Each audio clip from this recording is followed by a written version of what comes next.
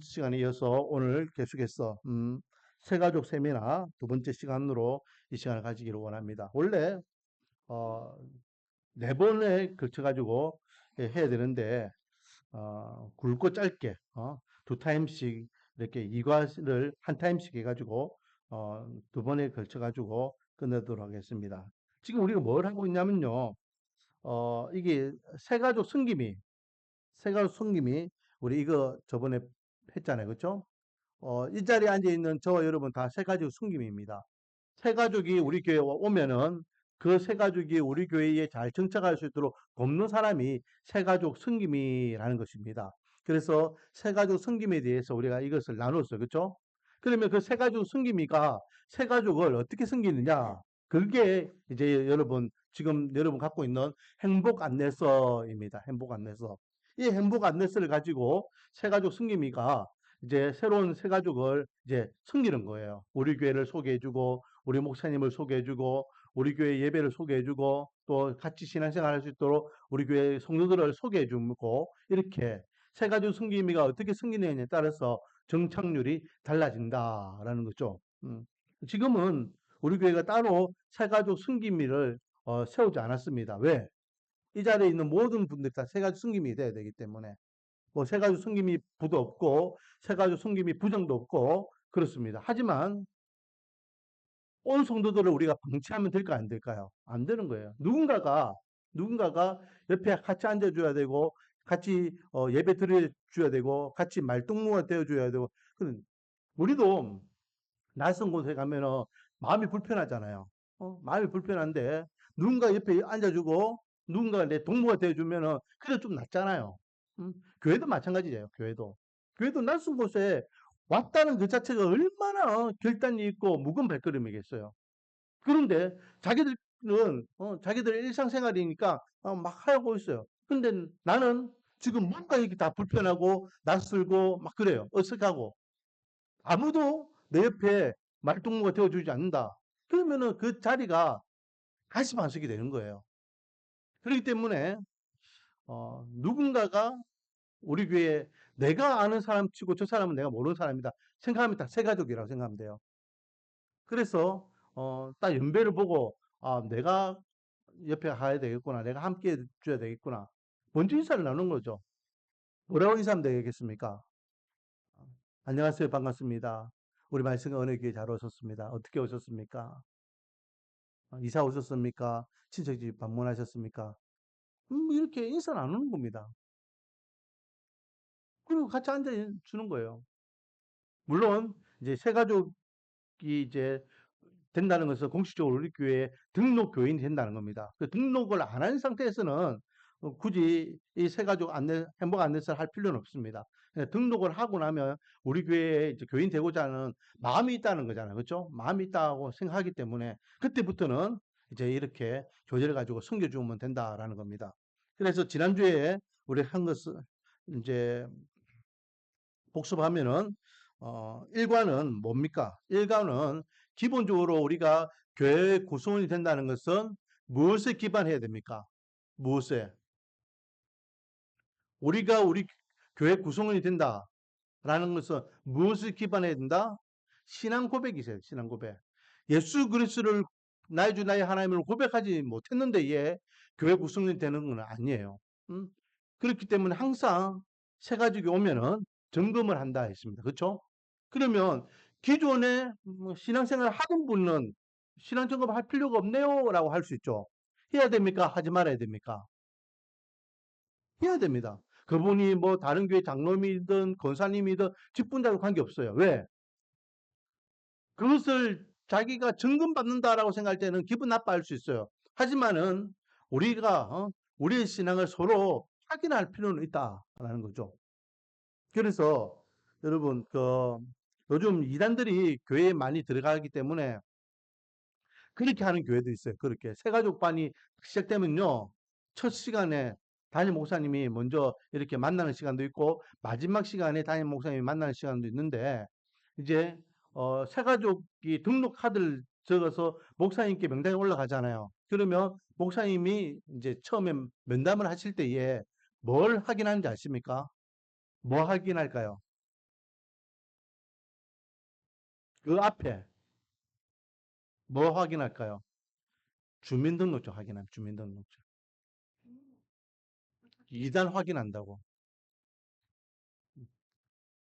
왜냐하면 왔을 때에 자기 이름을 그냥 거짓말로 이렇게 하니까 저는 김바울입니다. 이렇게 올 수 있다는 거예요. 음. 자기의 어떤 신분을 다 속이고 그런 교회 잔입해가지고 그렇게 신앙생활 하면서 이렇게 유혹하는 영혼들이 있기 때문에 신앙 그리 하고 또 목사님들에게는 그게 있어요. 다른 데는 명단이 없는데 신천지 명단을 다 갖고 있습니다. 저도 물론 갖고 있고. 그래서 이제 대조를 해요.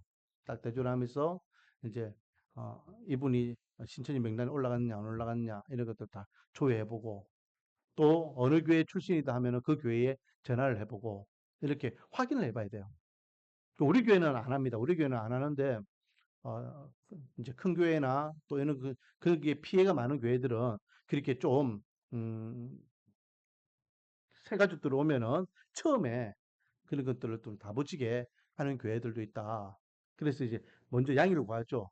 양해를 구하면서 우리 교회가 이렇게 이단들 때문에 힘들었다. 그래서 항상 이렇게 먼저 좀 확인을 한다. 어, 그래서 서로 불편하지 않도록 마음 상하지 않도록 그렇게 확인하는 교회들도 있다라는 것을 제가 먼저 이야기하고 먼저는 어쨌든 신앙 고백을 통해서 다시 한번 처음 어, 뭐 집사님 권사님이 처음 예수님을 만났을 때 그 은혜를 한번 어, 상기해 볼 수 있는 기회가 됐으면 좋겠습니다. 라고 하면서 이제 신앙 고백을 서로 나누는 겁니다. 왜? 우리는 신앙 고백 없이 교회를 다니면은 아무 의미가 없잖아요. 예수 그리스도를 나의 주 나의 하나님을 고백하지 못한다면 10년, 20년 뭐 직분을 아무리 많이 받아도 구원의 은혜를 경험하지 못했기 때문에 안 되는 거예요. 그래서 일과는 이제 어, 신앙 고백, 예수 그리스도를 향한 믿음 이걸 이제 점검하는 거고 이과는 뭡니까? 이과는 우리 교회를 소개하는 거죠. 우리 교회는 어떤 교회인지. 우리 교회는 어, 뭐 이렇게 교회를 잘 모르는 사람은 무슨 파입니까? 뭐 이렇게 이야기하는데 뭐 좀 교회 다니는 사람들은 무슨 교단입니까? 이렇게 이야기하거든요. 여러분 적어도 우리 교회가 어디 속했는지를 알아야 되겠죠. 그래서 뭐 다른 거 모르면 우리는 장로교입니다라고 이야기해도 되고 장로교 워낙 많잖아요, 그렇죠? 장로교 워낙 많으니까 그럼 장로교 뭐 무슨 교단입니까? 뭐 무슨 파입니까? 이야기하면 우리는 무슨 교단입니까? 합동입니다. 합동교단입니다. 합동교단이고, 이제 좀 더, 아는 척 하는 사람들은, 뭐, 노예는 어딥니까? 이런 물어보거든요. 그러면은, 우리 교회가 속한 노예는 어딜까요? 동부산 노예입니다. 동부산 노예. 부산에는 5개의 노예가 있거든요. 그, 이제 부산 노예, 중부산 노예, 동부산 노예, 남부산 노예. 남부산 노예도 또 2개로 나눠져 있어요. 남부산 동노예, 남부산 남노예. 이렇게 나눠져 있습니다. 그래서 이렇게 우리 교회는 동부산 이쪽에 어, 동부 쪽을 이제 책임진다 해서 동부산 노예에 속한 교회입니다. 라고 이야기하면은 우리 교회가 정확하게 소속되어 있는 거죠. 음. 그리고 이제 목사님에 대한 소개. 우리 교회가 몇 년도에 개척했고 목사님 가정이 어떻게 개척했는지 그리고 우리 교회 예배. 우리 교회는 예배가 언제 언제 드려진다. 또 사랑방 모임은 어떻게 하고 있다. 등 우리 교회 전반적인 것들을 이제 2과에서는 소개하게 되어 있습니다. 그리고 오늘 3과입니다. 3과. 14페이지에 되겠습니다. 자, 제목을 한번 읽어볼까요? 3과. 시작. 말씀과 은혜의 교회는 영광스러운 주님의 교회입니다. 네, 그렇습니다. 우리 교회는요, 우리 교회 주인이 누굽니까? 하나님이세요, 하나님. 절대 어떤 한 사람이 주인이 될 수 없습니다. 어떤 한 사람이. 하나님이 교회의 주인이십니다. 자, 1번. 교회는 하나님의 임재로 하나님께서 우리와 함께 하나 되시는 거룩한 곳입니다. 구약 시대에는 성막에 하나님의 임재가 있었으며 솔로몬이 성전을 건축한 이후에는 성전에 하나님께서 임재하셨습니다. 오늘날에는 교회가 하나님의 집이며 하나님의 영광과 은혜를 체험하는 곳입니다. 그래서요, 요즘 여러분, 교회 건물에 대해서 좀, 회의적으로 생각하는 분들이 있어요. 그런데, 어쨌든, 뭐, 교회 건물 자체를 부정하는 사람들이라 할지라도 모여야 되잖아, 모여야. 모이는 것이 교회잖아요. 그죠? 음, 믿는 하나님의 백성들이 모임이 교회란 뜻이에요. 그러면 모이기 위해서는 뭐가 필요합니까? 모이기 위해서는. 모이기 위해서는 어쨌든 장소가 필요해요. 저기 이찬수 목사님 분당 우리 교회 어, 그 교회가 처음에 이슈가 됐던 게 뭡니까? 교회 건물이 없었다 했잖아요. 근데 정말로 교회 건물이 없었습니까? 아니잖아요. 고등학교 강단 빌려가지고 예배 드렸잖아요. 지금도 물론 그래 드리고 있고. 그리고 부수적으로 이제 교회가 이제 커지고 또 교회가 활동하기 위해서는 또 교회 건물을 또 갖고 있어요. 크게 뭐 예배실 또는 예배당 이것이 이제 강당으로서 사용할 뿐이지 그 외에 부수적인 것들은 다 있어요. 왜 사람들이 모여가지고 예배를 드려야 되고 모여가 활동을 해야 되기 때문에 건물이 없을 수는 없다, 없다. 그래서 초대교회가 세워질 때부터 건물이 있었잖아요. 음, 처음. 그래서 이제 나중에는 그 거룩함에 대해서 너무 이제 집중하다 보니까 하나님의 교회가 거룩한 하나님의 임재가 있는 곳이라 해서 이제 중세 교회는 교회 자체가 교회 건물이 화려해지기 시작했죠. 화려해지고 크고 화려해졌죠. 너무 과하면 안 되겠지만 그래도 교회 건물 자체를 부정하면은 안 된다. 안 된다. 그리고 또 한 가지 저는 교회는 교회다워야 된다 생각하는 사람이에요. 누가 봐도 이거는 교회다라고 생각했지. 그냥 이 빌딩으로 딱 지어 놓아 버리면 그는 교회가 교회인지 누가 압니까? 왜 옛날에는요, 교회를요, 제일 높은 곳에 세워놨을까요? 왜 옛날에는 교회 종탑을 그렇게 높이 올렸을까요? 잘 보이라고 잘 보여. 그 하나 이유에 잘 보이라고. 왜? 그 십자가 보고 교회 찾아가는 겁니다. 어. 근데 십자가를 없애고 교회 총탑 없애고 교회 건물도 빌딩으로 만들고 누가 찾아오겠습니까? 물론 유명한 교회고 좀 목사님이 유명하고 교회가 유명하면 사람들이 찾아오겠죠. 내가 진짜 갈급한데 교회를 찾고 싶은데 아무리 찾아도 교회가 없어. 그럼 그 영혼은 어떻게 교회를 찾냐 말이야. 자, 계속해서 보겠습니다. 1번. 교회는 하나님을 만나 하나님과 하나 되는 곳입니다. 교회는 장차 있을 영원한 천국의 모형입니다. 교회는 택함 받은 자들의 거룩한 모임입니다. 교회는 천국 문을 여는 열쇠가 있습니다. 교회를 통해서 성도의 축복이 이루어집니다. 이렇게 쭉 읽으시면 돼요. 제처럼 막 따로 설명할 필요는 없습니다. 여러분 지금은 이제 제가 부차적인 설명을 해드리지만은 어, 이제 서가지고 할 때는 그냥 쭉 설명하고 혹시 질문하면은 질문에 답할 수 있는 부분은 답하고 모르는 부분은 그것들은 이제 목사님에게 제가 물어보겠습니다. 라고 이렇게 목사님에게 넘겨보면 되겠죠. 이 교회는 뭐 하는 곳입니까? 교회는 예배하는 곳입니다. 교회는 기본적으로 예배하는 곳이에요. 예배. 자, 1번 15페이지. 교회는 예배를 통하여 가장 가치 있는 것을 드리는 것입니다. 몸과 마음을 정성껏 드리십시오. 시간을 집중해서 드리십시오. 기쁨으로 물질을 드리십시오. 왜? 예배가 뭘까? 예배가 뭡니까? 우리 교회는 예배를 제가 강조하는 교회입니다. 예배. 예배가 뭐예요? 예배는 나 같은 자를 구원해 주신 하나님의 은혜에 감사하는 최고의 행위잖아요. 여러분 생명을 주신 것에 감사하지 않습니까? 나에게 구원의 은혜를 주신 것이 감사가 안 됩니까? 정말로 나에게 새 생명을 주시고 날 구원해 주신 것이 감사하다면 좀 뭔가 뭔가 뜻과 정성을 다하여 하나님 앞에 예배로 영광 돌리는 것입니다. 그래서 그 사람이 진짜 구원받은지 안 받은지 제일 정확하게 알 수 있는 방법은 예배 드리는 모습을 보면 돼요. 예배 드리는. 그 뭔가 마음과 정성을 다해 예배를 드려야 되고 그리고 그렇게 귀한 예배를 우리가 시간을 소홀히 할 수 있습니까? 허투루 할 수 있습니까? 할 수 없죠. 우선순위에서 예배가 뒤로 빠지면 안 돼요. 그리고 예전에는요, 우리 믿음의 선배들이 이 예배 시간을 지키기 위해 줄 성수를 하기 위해서 어, 불신 가족들 가운데에서 미움을 많이 받았잖아요. 왜요? 뭐 이렇게 집안 일이 있으면 빠지잖아요.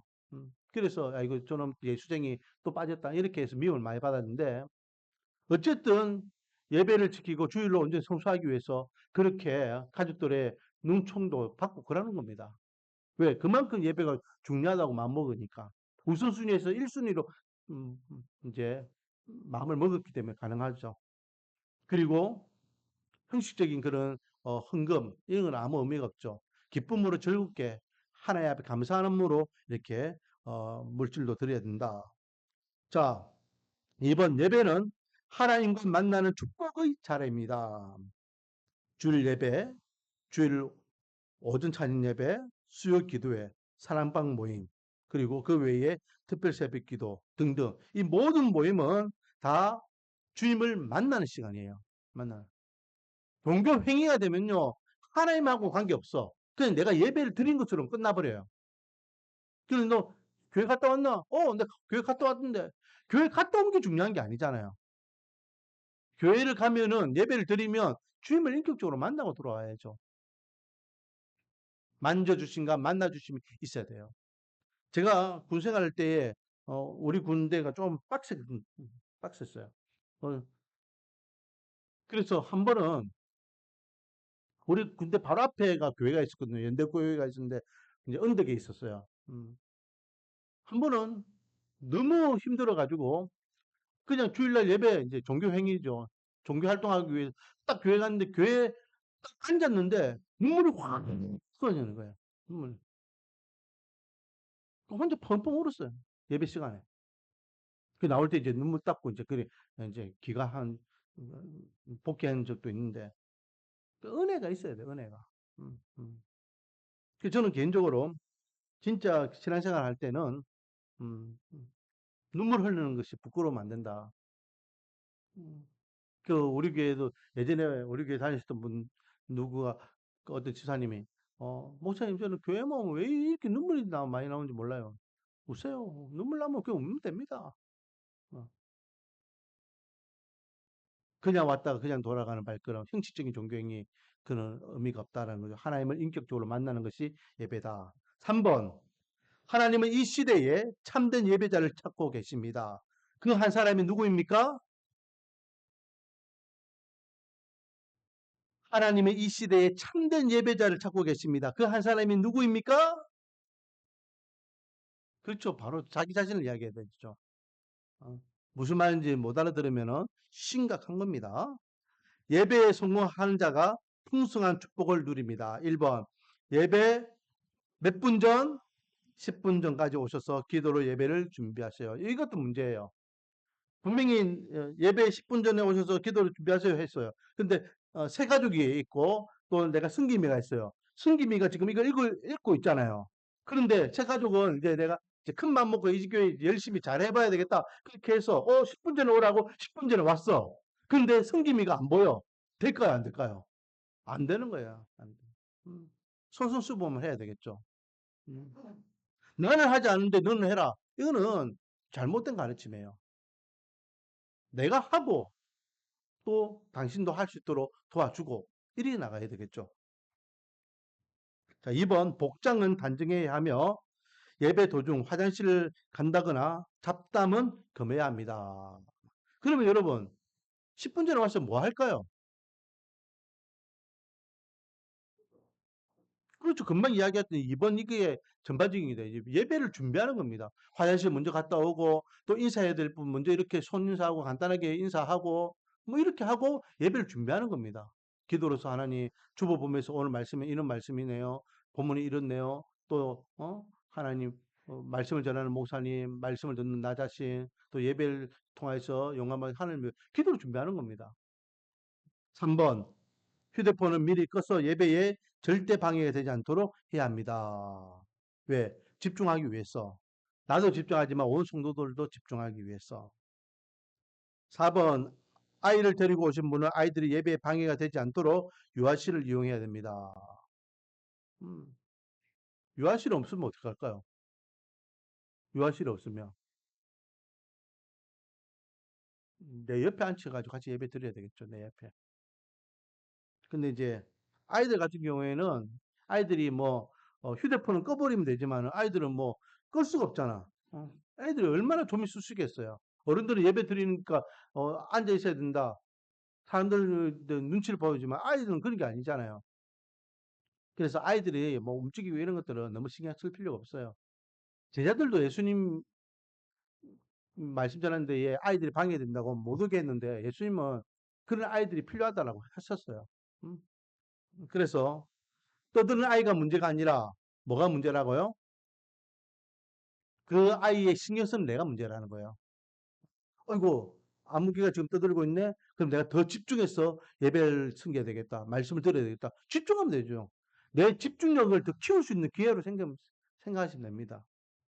5번. 마음과 뜻과 정성과 힘을 합쳐 최선을 다해 예배를 드리도록 한다. 정말로 집중해서 하나님 앞에 온전히 예배 드리기 위해서 힘써야 된다. 4번. 하나님은 주의를 거룩히 지키라고 명령을 하셨습니다. 하나님께서도 이 세상을 6일간 창조하신 후 하루를 안식하셨습니다. 7일째 되는 날인 주일의 주인은 하나님이십니다. 여기서요, 반박하는 사람들 있죠. 성경에서 이야기하는 제7일은 원래 토요일 아닙니까?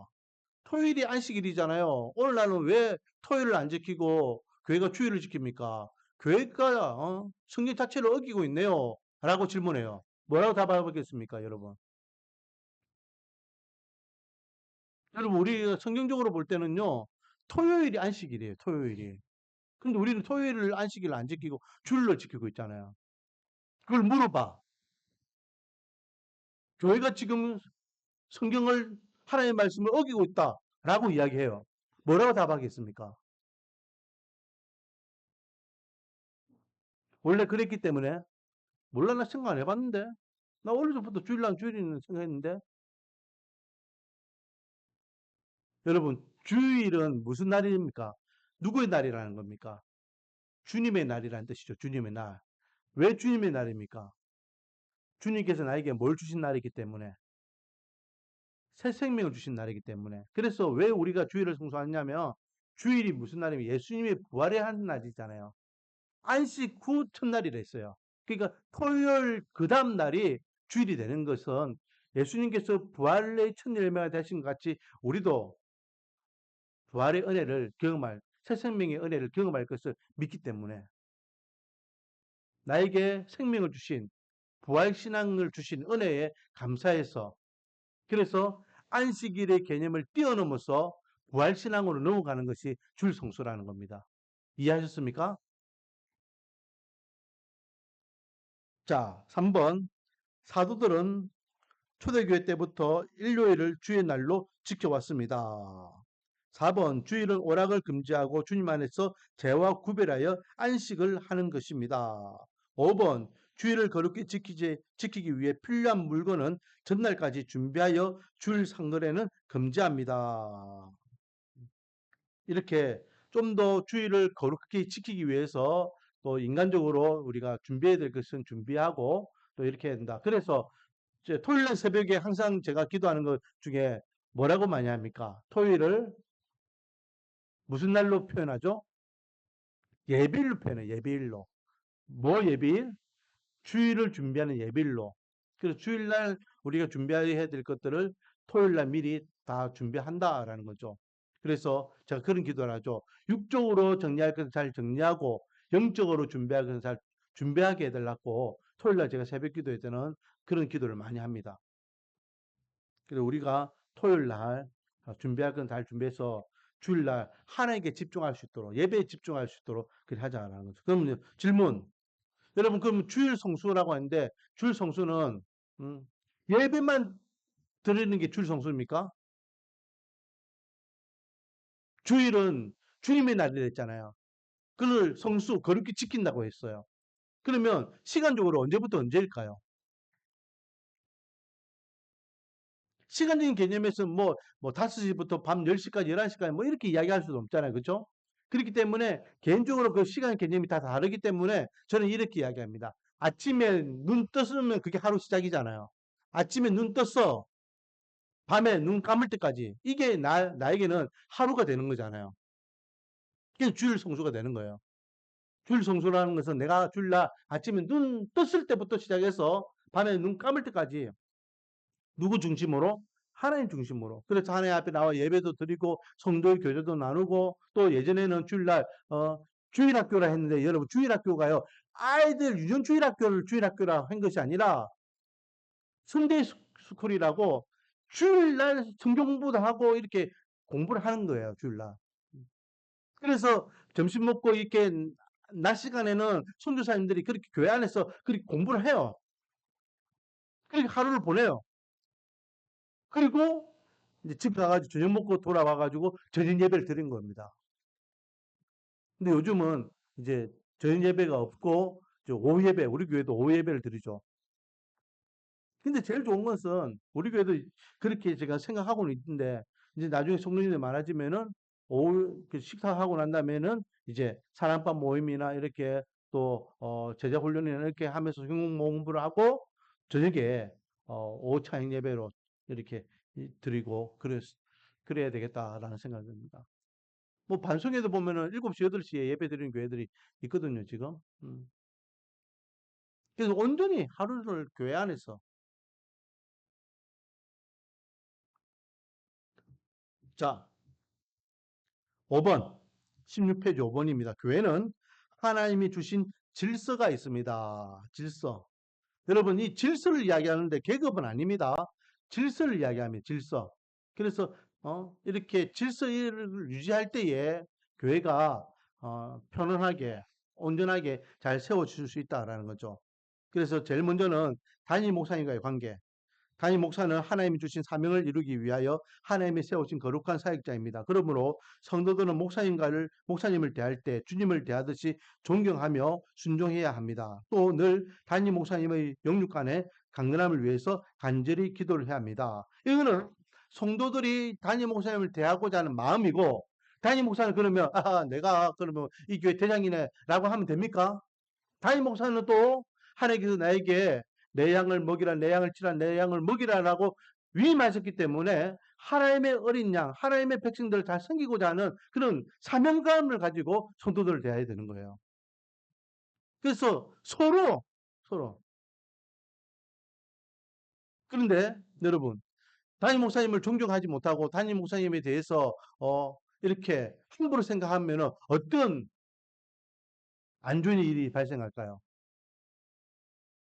담임 목사님이 꼴도 보기 싫어. 그럼 어떻게 될까요? 하나님 목사님을 통해서 선포되는 하나님의 말씀이 들려지겠습니까? 안 들려지기? 꼴도 보기 싫은 인간이 앞에 서 있는데 예, 말씀이 안 들려지죠. 그러면 교회는 계속해서 출석하는데 말씀이 안 들려지면 그 영혼은 건강할까요? 건강하지 못할까요? 건강할 수가 없죠. 그렇기 때문에 내가 신앙생활, 믿음생활을 건강하게 잘하기 위해서라도 담임 목사님과의 관계가 좋아야 된다는 거예요.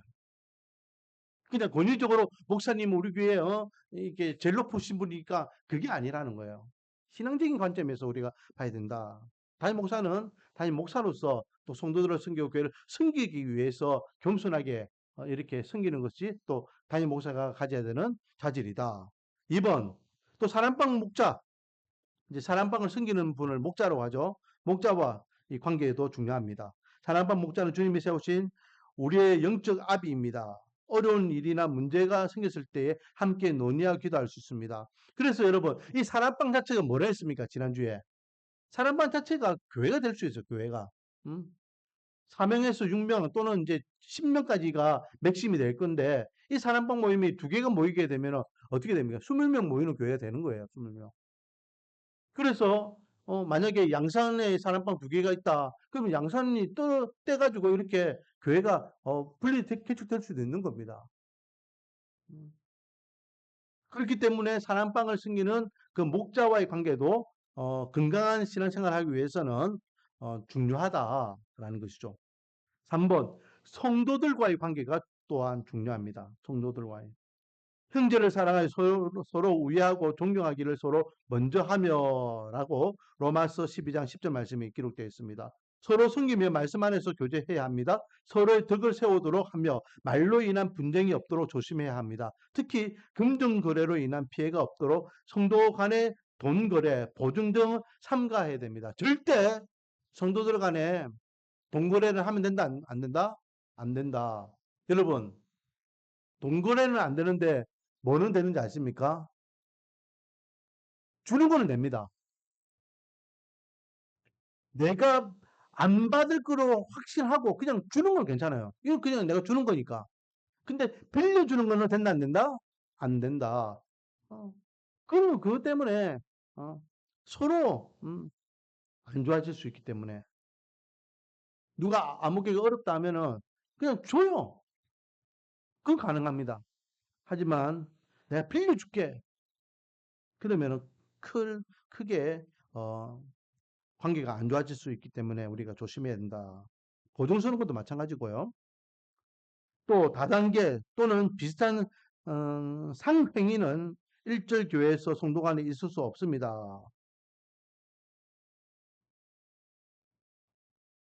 그리고 밑에 이상으로 3주 동안 가졌던 새가족 승기미와 새가족의 1대1 만남은 마무리가 됩니다. 이제 마지막으로 4주째는 담임 목사님과 귀한 만남을 꼭 하시고 총 5주간의 새가족방 과정을 반드시 수료하시기 바랍니다. 라고 하면서 새가족 승기미와 함께 3주 동안 이 교제를 가지고 하는 것은 이제 이렇게 끝납니다.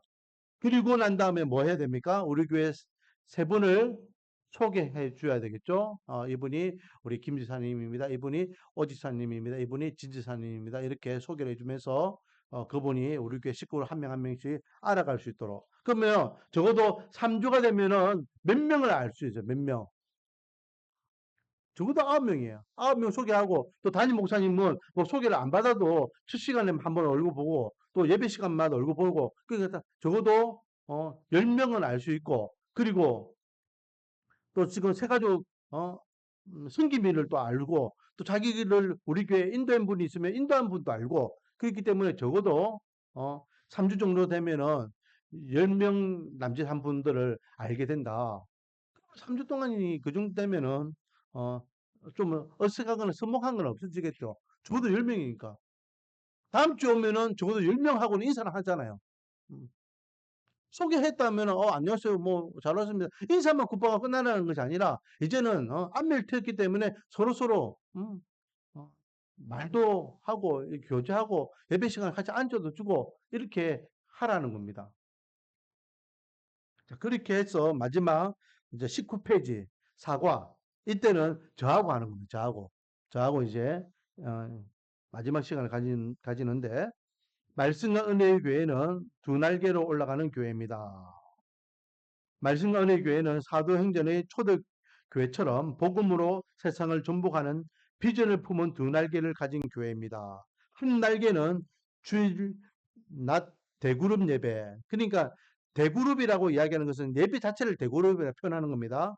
그리고 한 날개는 소그룹으로 모이는 사랑방 가족 모임입니다. 두 날개가 뭐라고요? 예배와 사랑방이라는 거예요. 예배와 사랑방.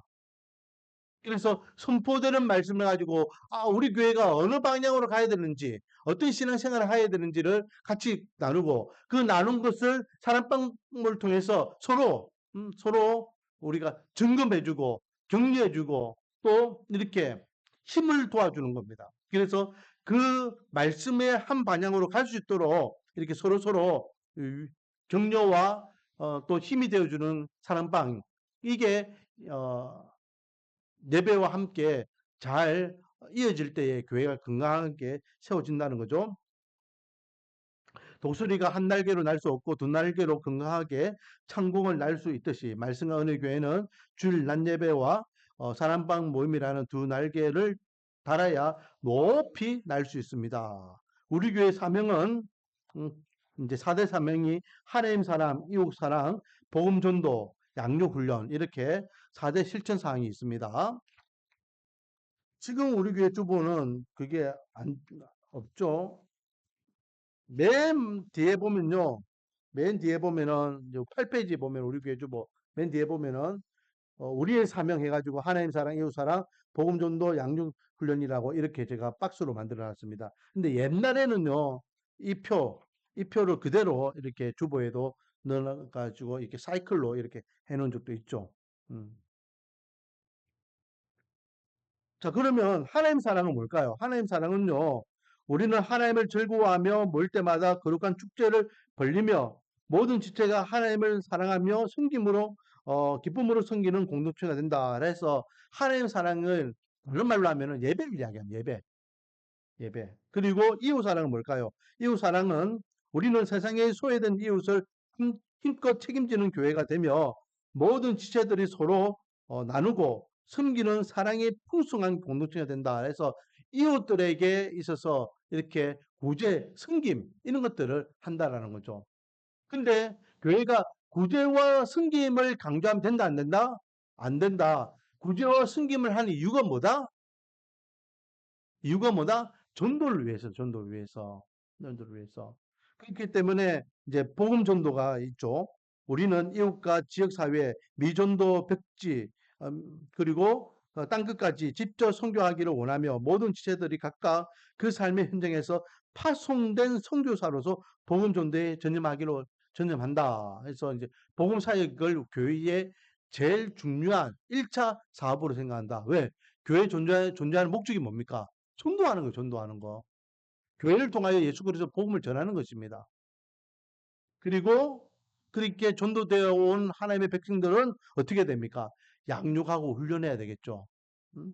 왜? 건강한 신앙인이 되기 위해서는.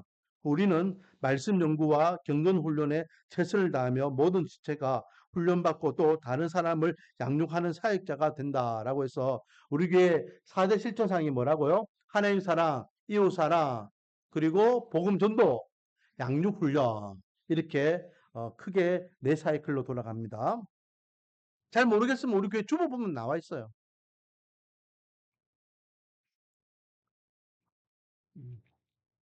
19페이지, 20페이지. 우리는 사랑하라는 계명과 제자 삼으라는 명령이 가장 큰 사명인 줄 알고 4대 실천 사항을 힘써 중량합니다. 그래서 사랑하라, 하나님 사랑, 이웃 사랑, 그리고 제자 삼으라, 복음 전도와 양육 훈련 이렇게 하는 겁니다. 우리 말씀과 은혜 교회의 비전, 사랑방을 통한 비전, 예수님께서 온 세상에 복음을 전파하기 위해 12명의 제자를 삼으셨듯이 모든 성도가 소그룹 리더, 사랑방의 목자가 되어 자신의 사랑방 가족 10명에서 12명을 전도하며 사랑방 목자로 세우는 제 생산의 비전입니다. 그러니까 결국 이 사랑방은요, 결국은 복음 전도를 위한 전진기지 역할도 한다는 거예요. 교회 바로 오라면은 교회 오는 것이 부담스러워서 교회 못 오는 분들 있잖아요. 그러니까 이제 사랑방 모임을 초청하는 겁니다. 야, 우리 집에 오늘 밥 하는데 우리 집에 와서 밥 먹자. 그래서 교회 그 집에 초청하는 겁니다. 초청해가지고 같이 밥 먹으면서 우리 교회 식구들 같이 있는 그 사랑방 식구들 소개도 시켜주고 아니면은 어떤 지역적인 사랑방이면은 아파트 단지면은 또 얼굴 알고 지내던 분이면은 소개하면서 이제 인사하면서 그렇게 밥 먹었고 이렇게 하는 겁니다. 그러면서 교회에는 안 나오지만은 그 사랑방 모임에는 참석하는 거예요. 사랑방. 지난주도 이야기했지만 그렇게 1년 동안 사랑방 모임에 참석하는 분에게 우리 교회 5월 달에는 가족 사진 찍어주는데 한번 같이 가보자. 우리 교회 그 설립 감사 예배 주일인데 우리 교회 생일이거든. 한번 같이 가보자. 그렇게 해서 교회에 초대하는 겁니다. 2번 교회를 통한 비전. 하나님께서 가장 기뻐하시는 교회. 주일 오전 예배, 주일 오후 예배, 수요 기도회. 2. 온 성도들이 행복을 누리는 교회. 교회는 일하는 곳이 아니라 은혜 받는 곳입니다. 할렐루야. 그러기 위해서는 양육과 훈련을 우리가 잘 감당해야 됩니다. 그리고 내가 잘하는 곳, 내가 할 수 있는 곳, 내가 제일 재밌어 하는 곳, 그에 맞게 달란트를 가지고 섬겨야 됩니다. 그래서 여러분, 교회가요, 제일 실수하는 것 중에 한 가지가 뭔지 아십니까? 어, 일주일 내내 유치원에서 이렇게 아이들 때문에 시달렸던 선생님, 야, 니 유치원 선생님이잖아. 그 교회에서도 유치원 애를 맡겨요. 그러면 된다, 안 된다? 치를 때입니다, 치를 들어. 교회에서 하라고 하니까 하는데, 지금도로 일주일 내내 그 애들 수발 든다 고생했는데, 교회가 또 힘들어요. 그래서 제일 재밌고, 제일 잘하고, 제일 행복해하는 섬김을 하는 겁니다. 그래서 제가 지난주에 이야기했죠. 피아노 전공자인데, 어? 피아노 전공자인데, 그 사람은 교회에서는 피아노를 안 쳐요. 왜? 자기는 노래 부르는 게 너무 좋거든. 그래서 찬양팀을 섬기는 겁니다. 근데 피아노는 또, 땡깡땡깡 이렇게 하는 사람이 또 피아노 치고 있어요. 왜? 자기는 피아노 치는 게 너무 행복하거든. 피아노 전문자가 앞에서 노래 부르는데 자기는 그 앞에 피아노 치고 있어요. 왜? 자기가 제일 잘하고, 제일 행복하고, 제일 기뻐할 수 있는 곳에 사역을 하는 겁니다. 그래야지 그 성도들이 기쁨으로 교회를 섬기고 또 하나님의 교회를 세워나갈 수 있기 때문에. 자, 그리고 가장 성경적인 교회. 우리 교회는 그래서 성경적인 교회가 되기 위해서 늘 말씀을 강조를 하고 있죠. 말씀에 벗어나지 않기 위해서 저도 노력하고 있고 우리 교회도 그렇게 그런 교회가 되기 위해서 노력하고 있습니다. 4번 고충과 반송, 기장의 인구 대비 10%를 책임지는 교회. 적어도 우리가 이 지역에 세워졌다는 것은 이 지역의 영혼을 책임지라는 겁니다. 그래서 상징적으로 10%를 책임지는 교회. 우리 교회 정말 성경적이고 하는 게 원하시는 교회가 된다면 우리 이 지역에 10%를 책임져야죠. 할렐루야. 반드시 10%를 책임지는 교회 되기를 소망합니다. 5번 다음 세대가 든든히 세워지는 교회. 그래서 우리는 한 명이든 두 명이든 아이들이 있으니까 성경학교를 하는 겁니다. 야, 그 아이들 없는데 뭐 성경학교는 두 명이나 있는데? 두 명이나 있는데? 저는 늘 기도합니다. 하나님, 우리 하경이와 성준이가 마중물이 되게 하소서. 그래서 어, 어린이 예배, 유튜브 예배가 명맥이 안 끊어지게 해주세요. 그동안은 우리 은민이가 있어가지고 뭐 이렇게 명맥이 안 끊어지고 계속 예배 드렸잖아요. 이제 내년 되면 저놈들이 이제 졸업하면은 청소년부 예배는 끊기지만은 새롭게 청년부 예배가 생깁니다. 할렐루야. 그렇게 해서 다음 세대를 계속해서 이 아이들 마중물이 돼서 그 자리를 지키고 있으면 그 예배가 계속 이어지기만 한다면 하나님께서 다음 세대에 대한 소망도 주실 줄 믿습니다. 그리고 이제 다음 세대를 위해서 우리 교회는 개척하자마자 뭣도 같이 운영하고 있습니까?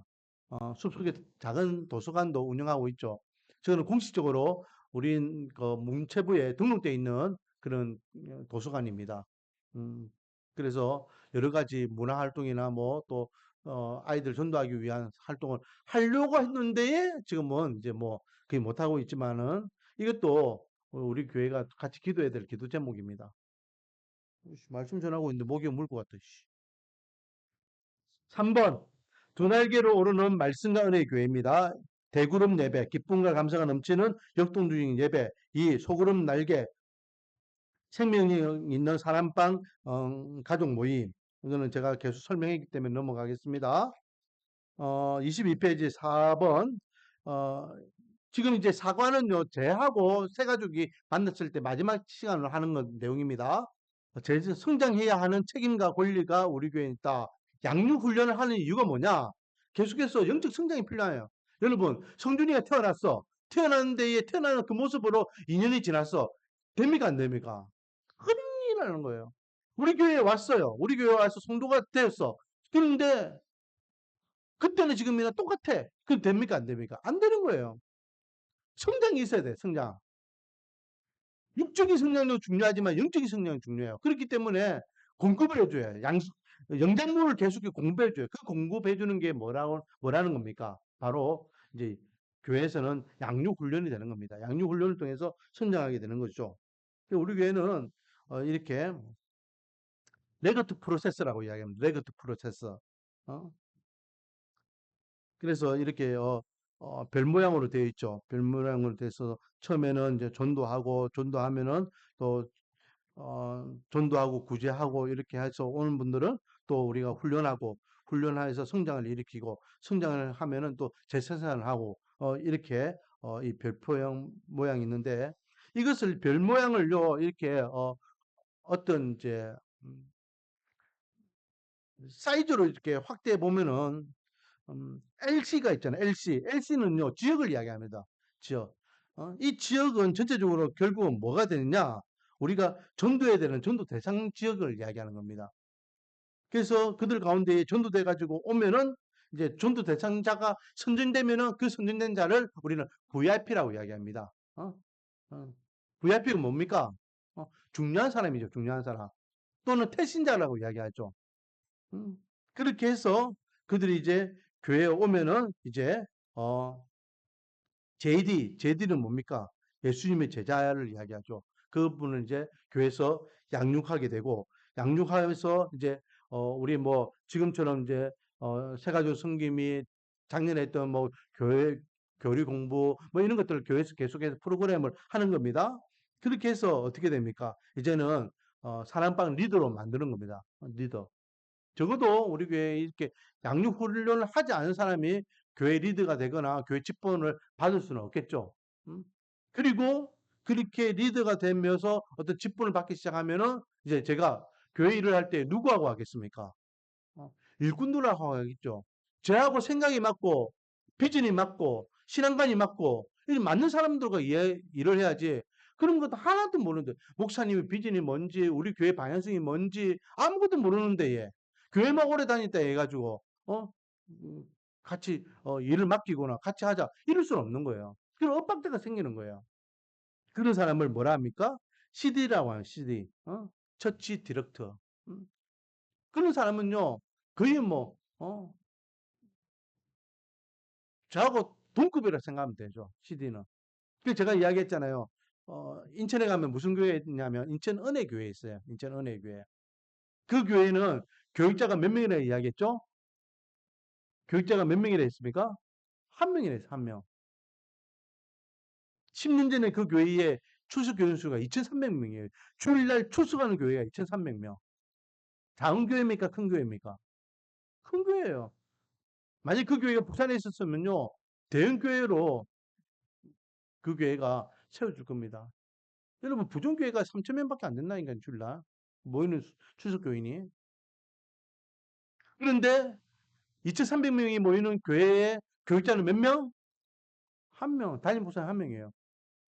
거기에 팀이요. 몇 개가 있으냐? 80개의 팀이 80개. 그럼 그 80개의 팀의 팀장들이 전부 다 그 여기 보면 CD급이에요. CD급. 다 목사님급이에요. 차영팀, 촬영팀, 식당 보상팀, 뭐, 청소팀, 뭐, 그, 주일학교 교사팀, 뭐, 이렇게 다 팀별로 움직이는 거예요. 그러면 눈빛만 봐도 알죠? 제가 이 앞에서 설교하다가 눈빛으로, 목사님 지금 문 닫아달라는구나. 뒤에 누가 왔구나. 뭐 이런 것들 눈치채가지고 빠딱빠딱 움직여야 되는데, 아무리 눈치쳐도 몰라가지고 가만히 있으면은 큰일 나는 거예요. 그럼 이제 제가 직접 뛰어나가, 제가 하면 되지. 속 터지니까.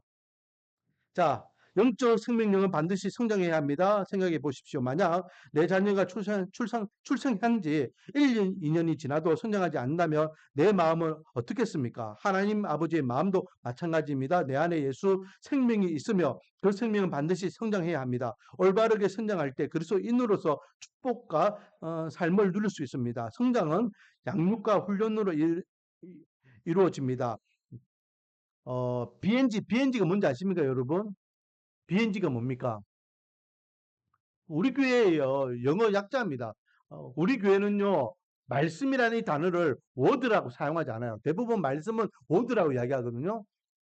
그는 word는 뭐냐면, 선포되는 말씀을 이야기해요. 선포되는 말씀. 근데 우리 교회는요, word라고 사용 아니냐고. B가 뭐 약중입니다. 바이블 약자예요. 왜? 우리는 기록된 말씀을 더 중요하게 생각하니까. 기록된 말씀. 기록된 말씀을 가지고 말씀을 선포하거든요. 그래서 우리는 하나님의 그 근본적인 성경 말씀 자체를 우리는 중요하게 생각하는 교회입니다. 그리고 N은 뭐 과학, 어? 그리고 G는 뭡니까? 그레이스 은혜. 그래서 BNG는 우리 교회 약자는 BNG입니다. BNG.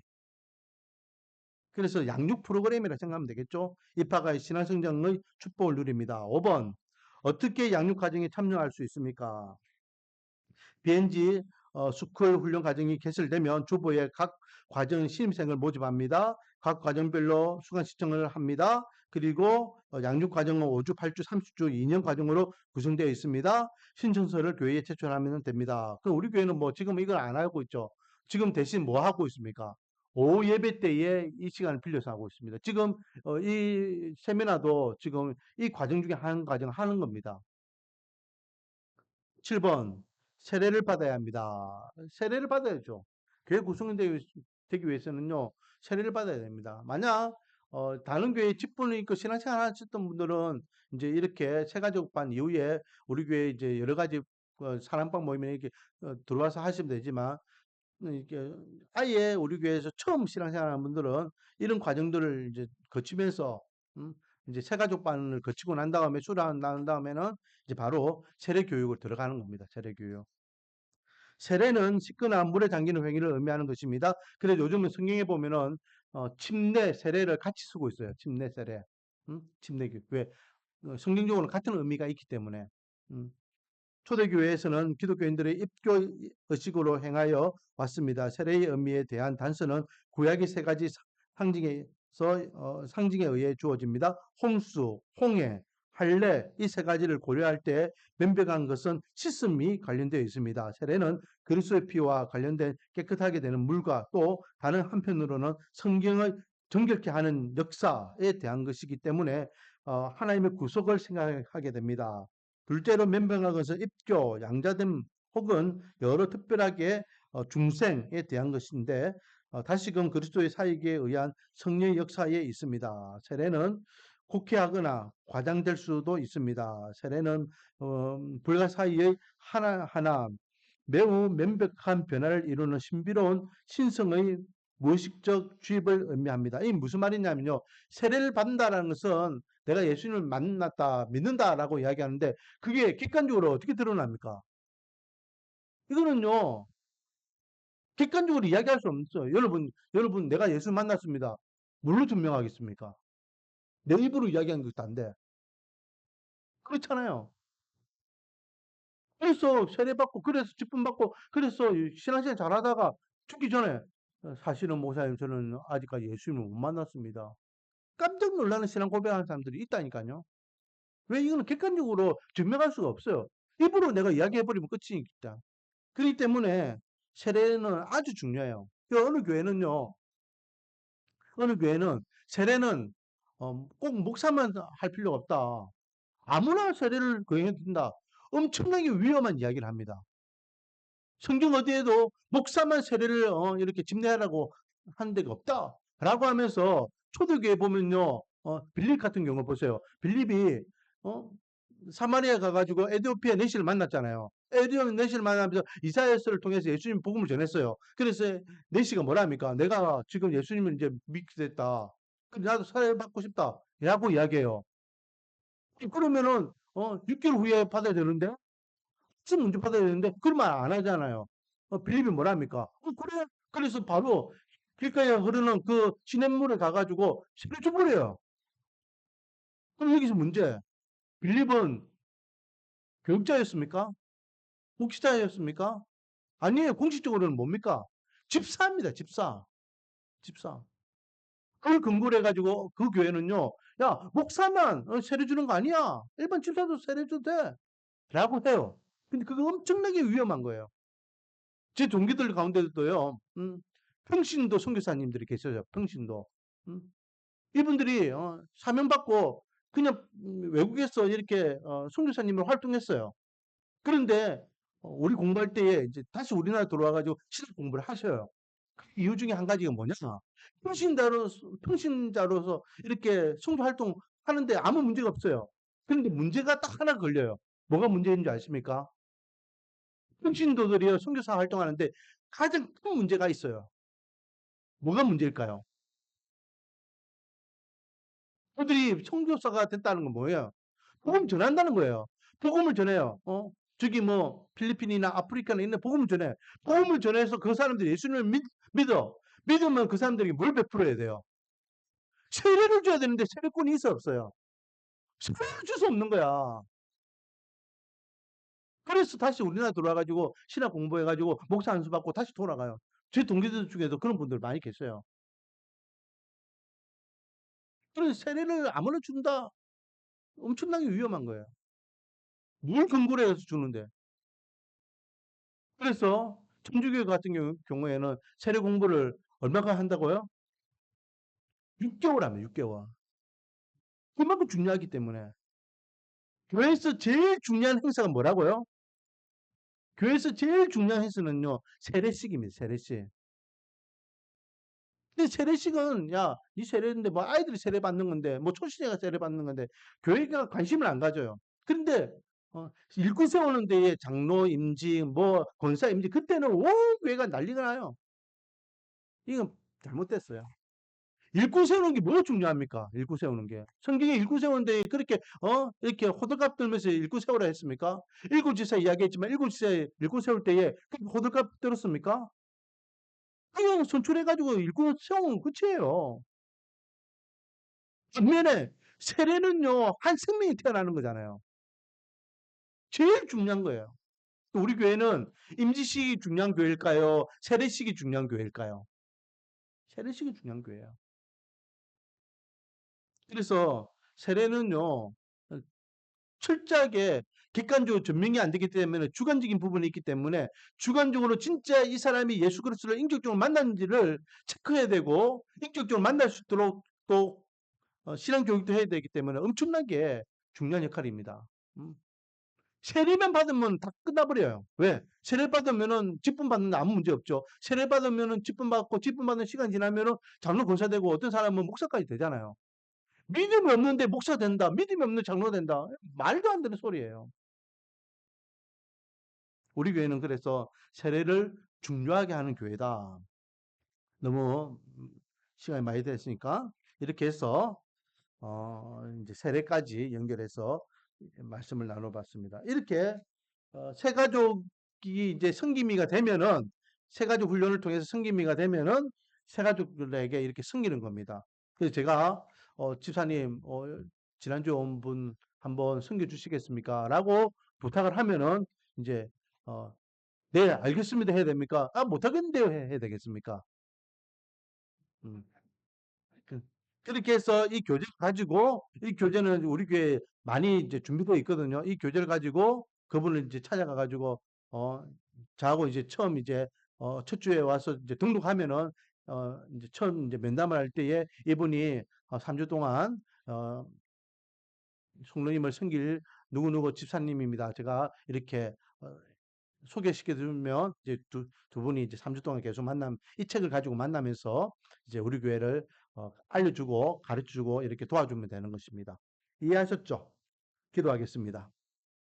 하나님, 사람도 없고 사람도 오지도 않고 이렇지만은 우리는 준비하고 있기를 원합니다. 하나님께서 우리 교회에게 사명을 주셨고 그 사명을 감당하기 위해서 준비하고 있으면 천하보다 귀한 생명 우리 교회가 감당할 수 있음을 믿습니다. 그러기 위해서 지난주와 이번 주 하나님 새 가족이 오면 어떻게 그들을 섬길 것인지, 어떤 내용으로 섬길 것인지, 어떻게 우리 교회를 잘 소개할 것인지 이렇게 시간을 보내어서 또 훈련받고 교육받게 하시니 감사드립니다. 하나님 이렇게 준비하고 있사오니 생명을 보내주시고 맡겨주시옵소서. 그래서 천하보다 귀한 생명 잘 양육하고 잘 세워서 하나님 앞에 잘한다 인정받고 칭찬받는 교회 되게 은혜와 복을 다하여 주시옵소서. 예수님의 이름으로 기도드립니다.